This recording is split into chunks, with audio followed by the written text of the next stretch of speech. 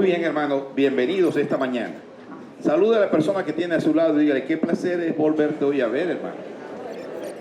Quiero animarle esta mañana que abra su Biblia en el Evangelio de Juan, capítulo 1 del Evangelio de Juan.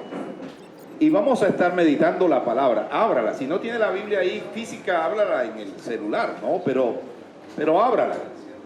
Capítulo 1 del Evangelio según San Juan, exactamente desde el versículo 29 en adelante, que estuvimos orando esta mañana.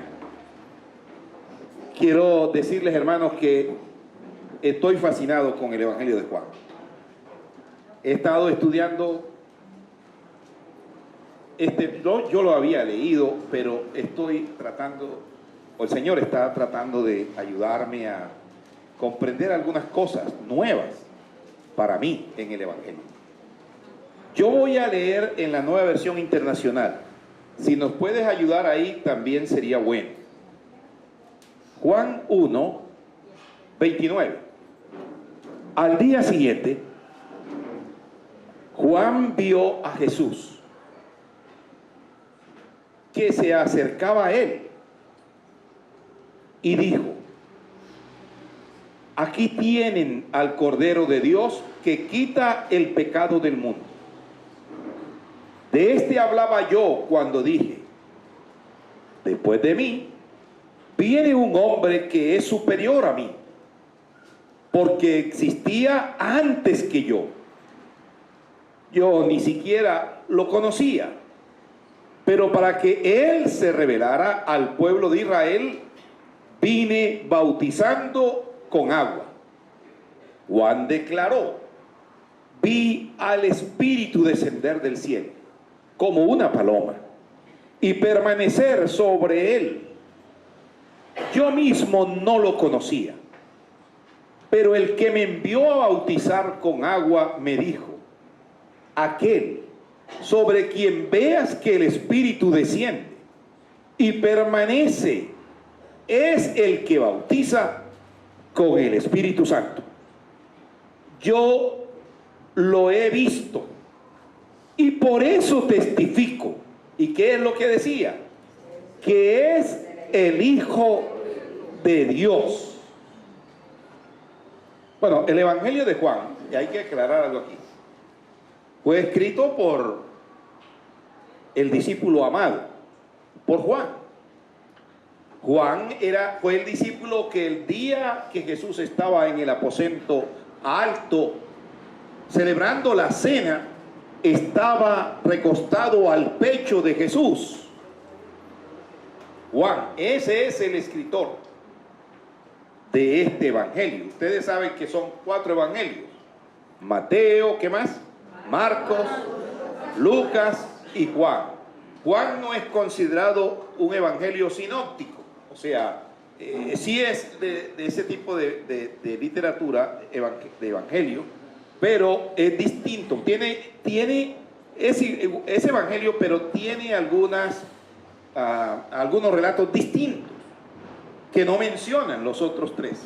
Y no vamos a entrar en eso ahora, pero creo que la idea esta mañana, hermanos, es reconocer a Jesús como el sacrificio definitivo que trae perdón. Y quiero que miremos el testimonio de Juan. Ustedes encuentran desde el versículo 1 hasta el versículo 18 un poema.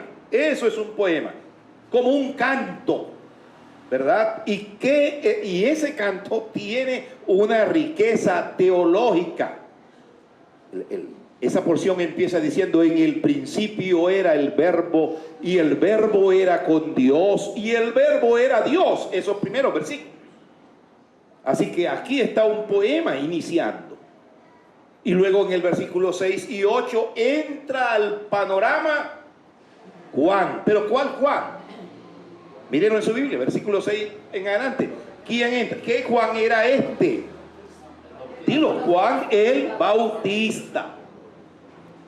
Ahora aquí está contemplando y definiendo y diciendo que el verbo se hizo carne. Y el versículo 14 dice, y habitó entre los hombres y vimos su gloria, gloria como del unigénito del Padre.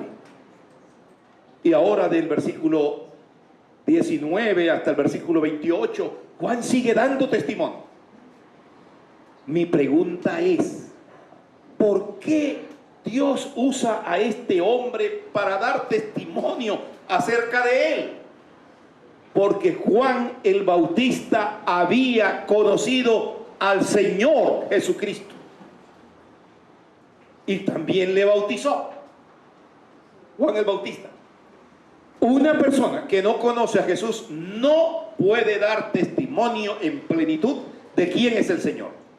Quienes conocemos al Señor tenemos el privilegio de compartir a nuestros hijos, a nuestra familia, a nuestros vecinos, quién es el Señor. Y llegamos entonces al versículo 29. Un día cualquiera, Juan estaba en el Jordán, Juan el Bautista, y una multitud se acercaba a Juan. Así que Juan estaba ahí a la orilla del río Jordán. La multitud se acerca a él, pero dentro de los que se acercan a Juan el Bautista está Jesús. Y él apunta con el dedo. Ahora, Juan el Bautista y Jesús son parientes. ¿De quién era hijo Juan el Bautista? De Elizabeth y Zacarías. Así que Juan el Bautista viene de una familia sacerdotal. Y él ve a Jesús a la distancia. Cuando ve a Jesús, apunta con el dedo. ¿Y qué le dice a la multitud que le estaba rodeando? He ahí el Cordero de Dios. ¿Qué más sigue diciendo? Que quita. ¿Qué es lo que quita el Cordero de Dios? El pecado del mundo. Dígale eso al que está a su lado, el Cordero de Dios. Dígaselo. Es el que quita el pecado del mundo.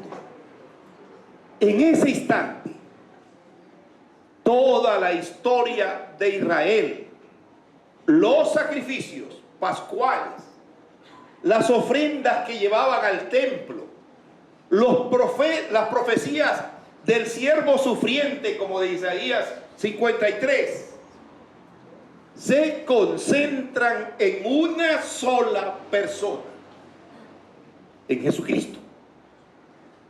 Jenny leía un texto, o no sé si era que estaba trayendo a memoria, lo que era sombra en el Antiguo Testamento ahora se revela en plenitud. Jesús es el Cordero de Dios que quita el pecado. Miren el versículo 29 en su Biblia. Y al día siguiente, Juan vio a Jesús que se acercaba a él y dijo, Juan al verlo no tiene ninguna duda en afirmar que Jesús, que es Jesús para Juan, el Cordero de Dios. Ahora la pregunta, el Evangelio de Juan es para, perdón lo que voy a decir, para Raimundo y todo el mundo. Uno encuentra que en el Evangelio habla del término mundo. Él vino al mundo. Y también en Juan 3:16 dice, porque de tal manera amó Dios al mundo. O sea que este Evangelio fue escrito para Raimundo y todo el mundo. Para Raimundo y todo el mundo. Yo tenía un amigo en Montería, pastor, que se llamaba Raimundo. Ahora, miren lo que dice. Y aquí hay una explicación. El contexto, la gente que está escuchando a Juan,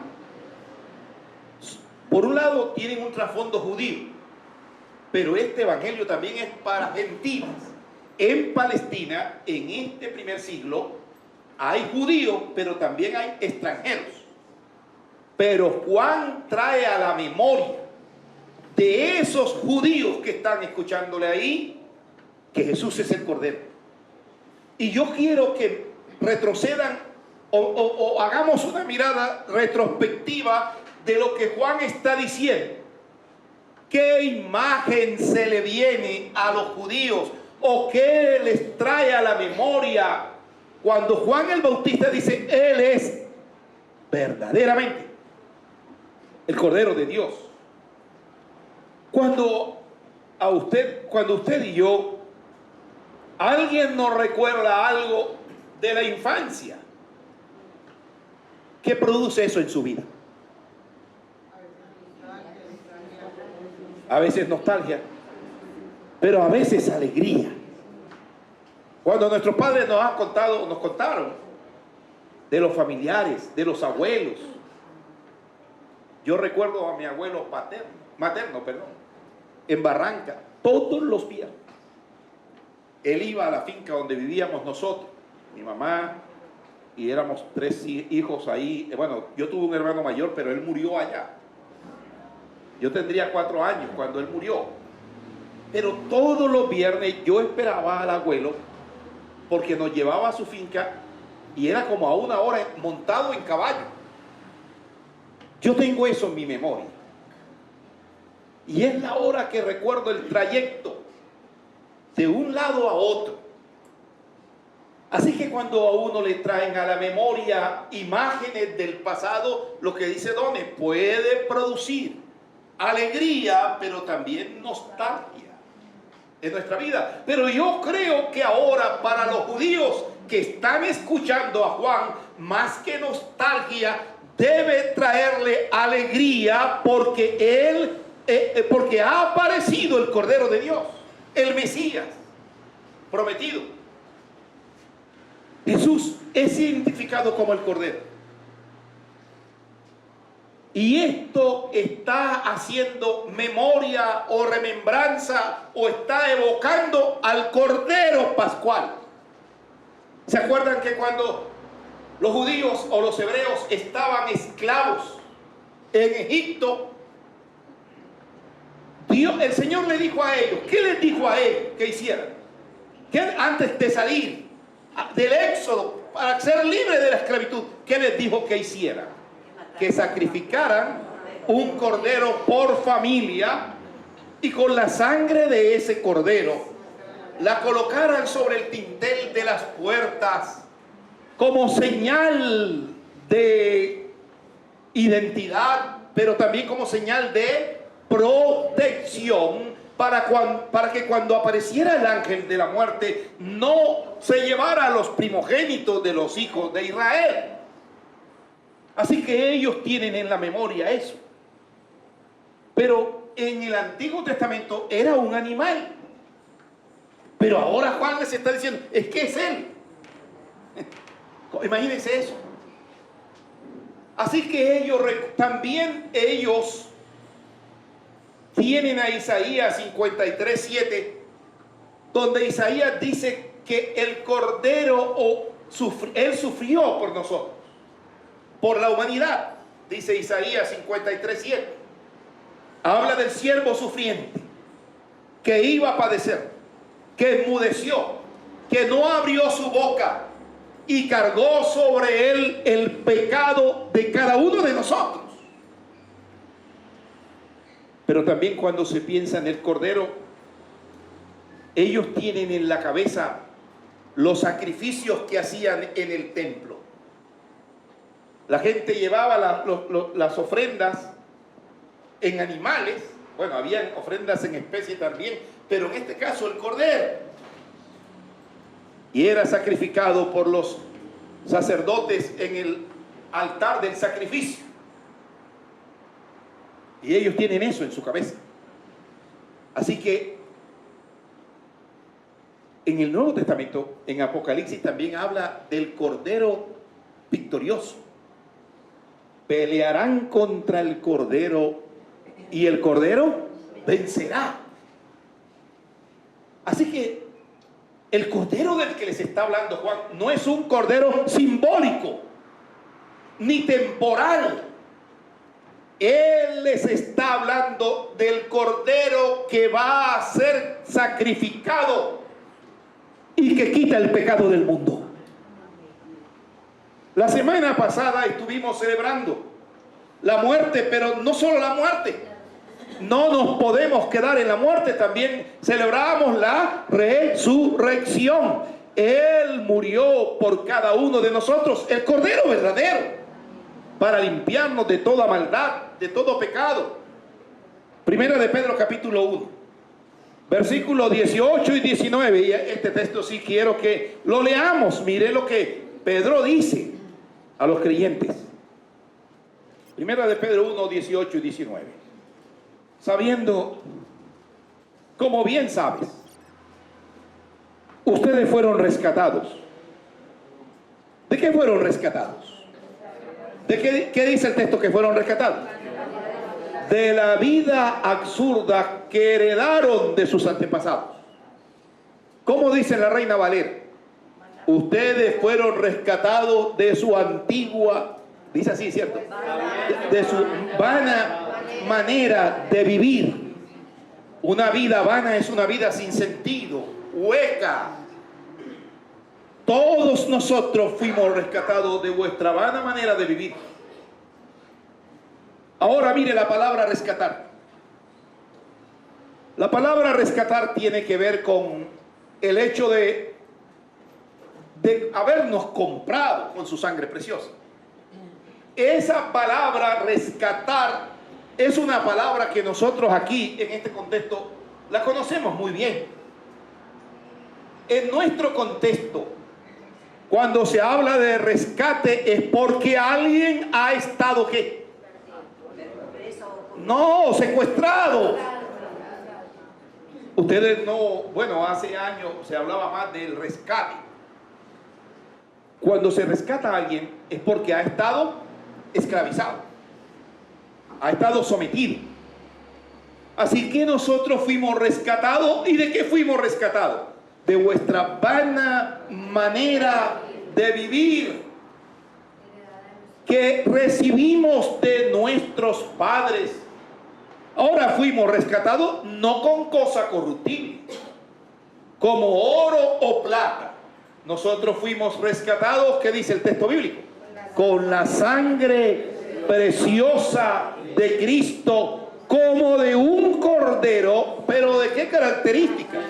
Sin manchas y sin contaminación con el pecado. ¿No les parece eso grandioso? Yo decía la semana pasada que siempre me acuerdo de un niño en Valledupar. Se me dio alguien me recomendó un predicador. Yo no acostumbro invitar a alguien que no conozco a la iglesia a predicar. Pero como era un amigo que me conocía a mí, me dijo, te recomiendo a fulano. Y el hombre fue, y todo su sermón fue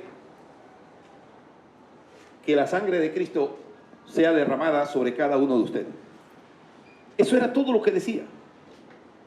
Y Sergio, que podía tener 5 o 6 años, al final del culto se me acercó y me dijo, pastor, ¿será que la sangre de Jesús alcanza para Raimundo y todo el mundo? Me hizo esa pregunta. Y la otra cosa que se imaginó él es, ¿será que Jesús tiene un goterito, para ponerle una gotica de sangre a cada persona en la frente? Un niño de 5 para 6 años decirme eso. Cuando la Biblia habla de la sangre de Cristo, está hablando del sacrificio, está hablando de la muerte del Señor.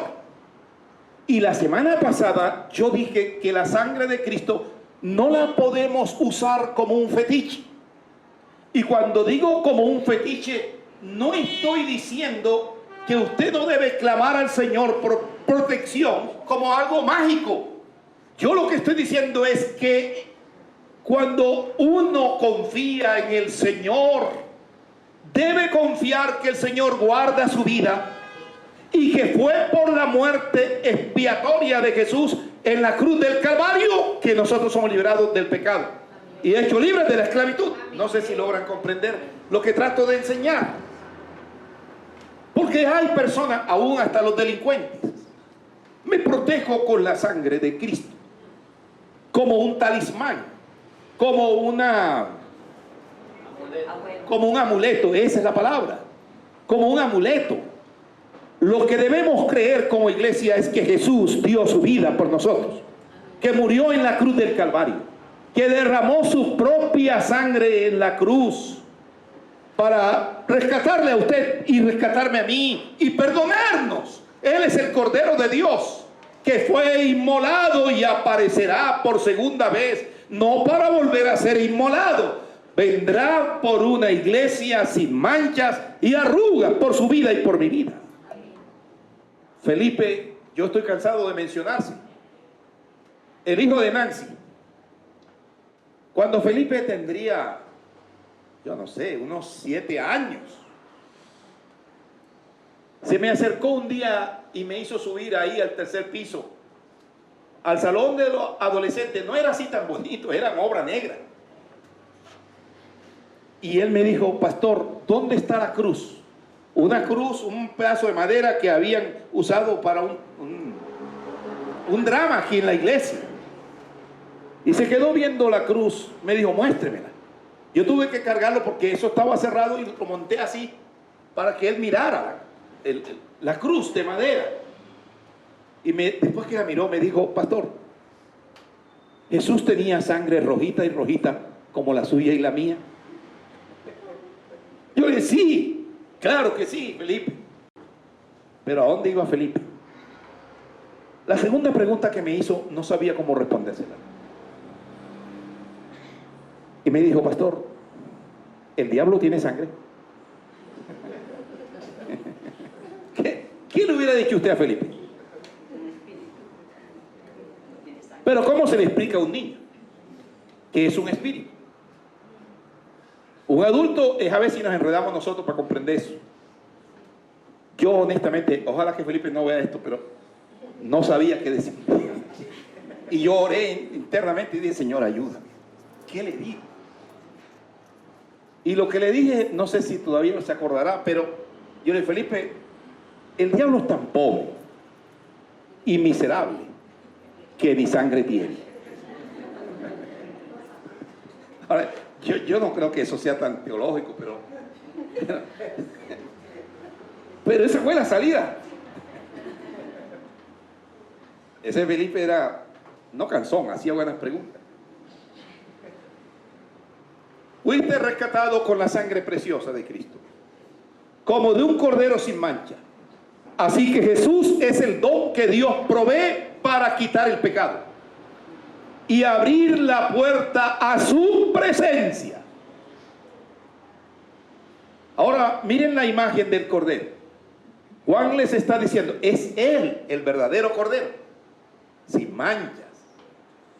Es un cordero que va a ser inmolado, que Él va a llevar el pecado. Pero vayan al versículo 30 y 31. Versículo 30. De este hablaba yo. ¡Ay, qué belleza! ¿Quién apareció primero en el panorama, humanamente? ¿Quién apareció primero en el panorama? Juan el Bautista. Juan el Bautista. Humanamente nació primero. Pero cuando usted lee Juan, capítulo 1, dice: en el principio era el verbo, y el verbo era con Dios, y el verbo era Dios. Está hablando de un Dios que fue antes de la creación, que fue, es y sigue siendo Dios. Pero ahora llegamos hasta aquí. Él es. Él es. Y le dice a la audiencia: de este hablaba yo cuando dije: después de mí. ¿Después de mí qué? Viene un hombre que es superior a mí. Y eso me deja ver la humildad, la sencillez de Juan, que es superior a mí. ¿Qué más dice? Porque existía antes que yo. Yo ni siquiera lo conocía. Pero para que Él se revelara al pueblo de Israel, vine bautizando con agua. Ahora yo quiero que nos detengamos un poquito aquí.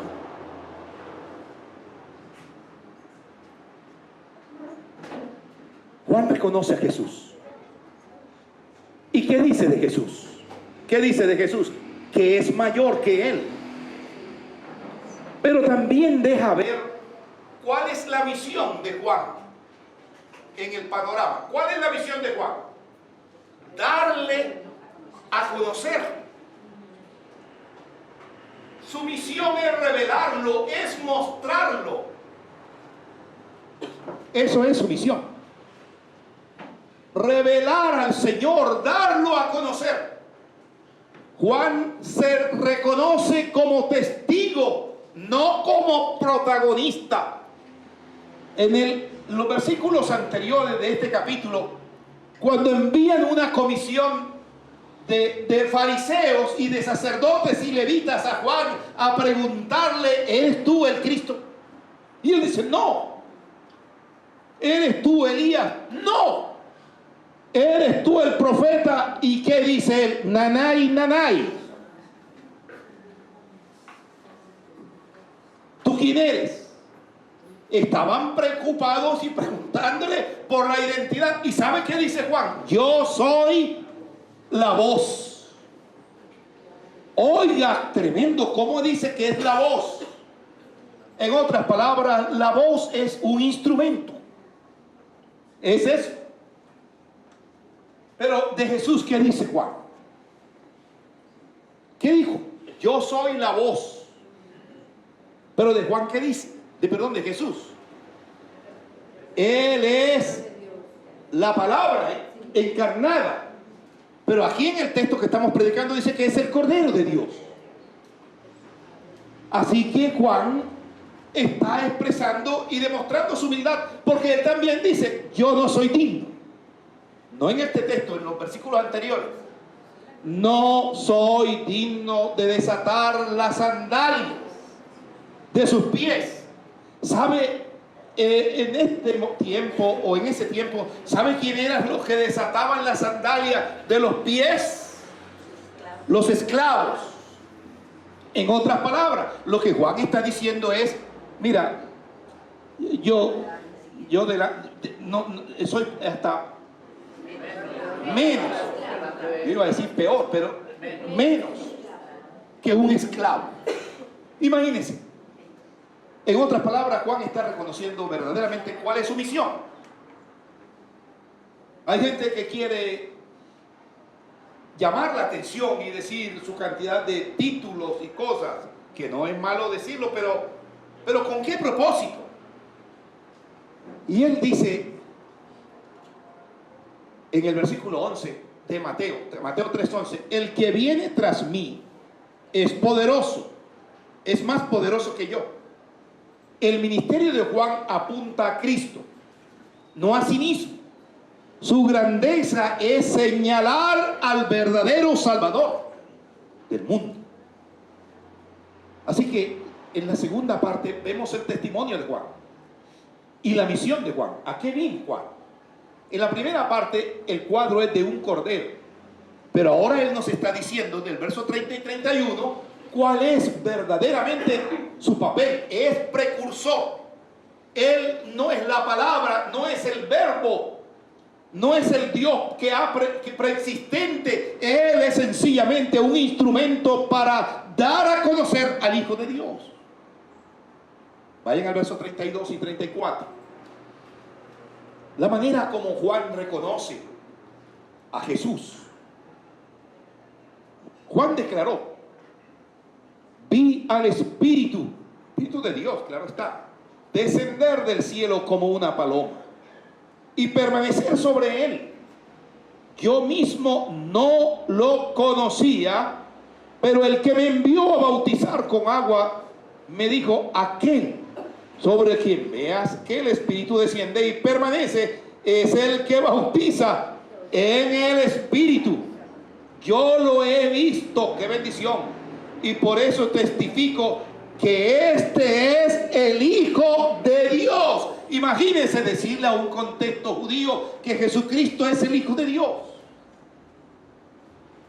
Ahora quiero que recuerden, los otros evangelios nos narran, por ejemplo, Mateo nos narra acerca del bautismo de Jesús. Y él trae a memoria ahora esta escena. ¿Quién bautizó a quién? Juan bautiza a Jesús. Y aún Jesús le pide que lo bautice y él quería como rehusar.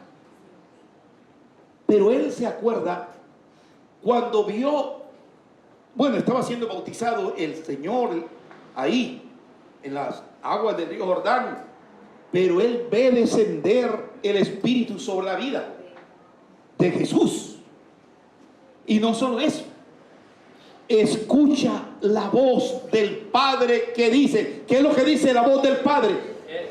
Este es mi Hijo amado, en quien tengo complacencia. Ahora, si lo dijéramos en paisa, ¿cómo lo diríamos? ¿Cómo eso de que este es mi hijo? ¿Cómo lo diríamos? Este me pertenece a mí, es mi hijo. Y lo que él hace me satisface, me enorgullece. Es mi hijo preferido. Exacto, me tiene contento. Y si lo dijera un costeño, ¿cómo diría? ¿Ah? Ajá. Oye, si me tiene contento a mí ver a Samuel dando noticia, yo me sentí muy contento. Y de ese es el hijo mío, carajo. El Espíritu desciende como paloma y permanece sobre Jesús, certificando públicamente su identidad. No puede haber confusión. Este es un acto que evidencia visiblemente que el Cordero del que está hablando Juan es el Hijo de Dios y es portador del Espíritu. Hechos 10:38 dice: Dios ungió con el Espíritu Santo y con poder a Jesús de Nazaret. Hechos 10:38. Hermanos, el cielo mismo confirma lo que Juan declara. Es el unigénito, es el ungido, es el Hijo de Dios que apareció para liberarle a usted. Él se hizo hombre. Lo peor que pudo suceder en la vida de Jesús, o digamos así, la peor humillación, fue haber tomado un cuerpo humano. Pero él no rehusó. Yo quiero que esta mañana imagine la escena. El río Jordán, imagínense. Fluye tranquilo aquel río. Y la multitud escucha expectante. Pero Juan señala a un hombre aparentemente común. Porque es que lo pintan como quien no quisiera caminar. Lo pintan como el Cristo español con los ojos azules. Pero yo creo que era cobrizo. Y aún Isaías dice que no era de una hermosa apariencia. Así que yo no me entristezco tampoco. Yo creo que era de mi color. Y lo otro es que era costeño, para que sepan. Comedor de pescado. Bueno, en eso sí yo no lo voy a evitar, pero ahora era costeño, pero vino para todo el mundo. El Cordero Eterno ha sido revelado. Los sacrificios del templo, la esperanza de los profetas y los clamores del pueblo ahora encuentran su respuesta en Jesús. Porque en los versículos anteriores, del 19 en adelante, los fariseos están preocupados y los líderes religiosos que van de Jerusalén a entrevistar a Juan el Bautista están preocupados, uno, por la fama que tiene Juan el Bautista, pero están preocupados también por ver si él era Elías, porque ellos tenían en su memoria que antes que apareciera el Hijo del Hombre, Jesús debía aparecer Elías. Y por eso le preguntan, ¿eres tú Elías? Y él dice, no soy, rotundamente. Luego le dicen, ¿eres tú un profeta? Y dice, tampoco. ¿Eres tú el Cristo? Y dice, no, yo no soy. Juan, no soy. Tú lo has dicho de Pilato. No soy. ¿Y sabe qué? ¿Y tú? ¿Quién eres? Y ya él dice, ya le dije eso, lo que él dijo. Hoy, al igual que la multitud, nosotros somos invitados a mirar a Jesús, a escuchar su voz, que resuena ahí el Cordero de Dios, que quita el pecado del mundo. Pero no solo es Cordero, es Hijo de Dios, es el Mesías. ¿Qué más es? Salvador. ¿Qué más es? Señor. ¿Qué más es para su vida? Maestro, príncipe. La pregunta es, ¿hoy vemos solo como un hombre común a Jesús? ¿O también lo podemos reconocer como el Cordero? Y quiero decirles que la historia no termina ahí, en el Jordán. La historia comienza ahí, pero se extiende hasta la cruz y la tumba vacía. Y cada vez que levantamos los ojos hacia Cristo, el testimonio de Juan sigue talando en nuestro corazón. El Cordero de Dios está aquí y su sacrificio nos abre el camino a la vida eterna. Padre, quisiera que en esta mañana usted se coloque en pie y pudiéramos darle gracias al Señor. Primero, porque Él se ha revelado, se ha dado a conocer. Segundo, porque ya no hay que hacer más sacrificio por causa de tu pecado y de mi pecado. Ya hemos sido perdonados. Y en Hebreos dice que podemos entrar confiadamente al trono de la gracia. Que también sabe que dice que ninguna condenación hay para los que están o estamos en Cristo Jesús. Usted no tiene que vivir agobiado con el pecado. Tiene que considerar que lo que Jesús hizo le ha librado a usted del pecado. Ahora, luchamos constantemente con actitudes pecaminosas, ustedes y yo, es verdad. Pero ¿sabe de qué somos conscientes? Y que vivimos, que verdaderamente el Señor nos ha perdonado. Y no se vuelve a acordar más de tu pecado ni de mi pecado. Pero a usted y a mí nos corresponde vivir con los ojos puestos en el Cordero de Dios. Nos corresponde vivir en integridad. Nos corresponde vivir en santidad para exaltar al Cordero de Dios. Amén. Y el Cordero de Dios peleará por usted y por mí, y Él vencerá. Colóquese en pie, hermano. Quisiera que hiciéramos una oración juntos. Y usted puede decir conmigo en voz alta, Padre. Dilo, Padre. Ayúdanos a vivir como Juan, señalando siempre a Cristo y no hacia nosotros mismos. Que nuestro testimonio sea claro, humilde y lleno de amor. Espíritu Santo, desciende sobre nosotros como lo hiciste sobre Jesús y capacítanos para caminar en santidad y cumplir la misión que se nos ha dado. Señor, te pido que tengas misericordia de mí, de mi familia, y que yo pueda testificar que Jesucristo es el Señor para gloria de Dios Padre Todopoderoso. Gracias, Señor, por amarnos. Esta mañana estamos aquí, como muchos hermanos en el mundo entero, reconociendo que tú eres el Señor. En Cristo Jesús. Amén y amén. Puede sentarse, hermano.